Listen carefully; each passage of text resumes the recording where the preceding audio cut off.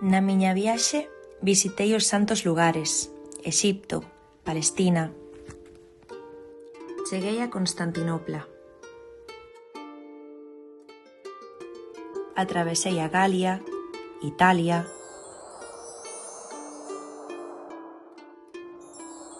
Camiñando polas vías usadas polas lexións romanas, en carro, a cabalo, en barco.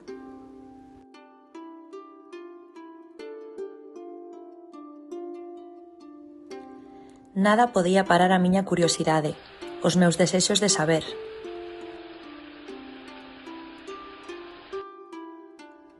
Voltei a Galaequia e escribín a miña obra.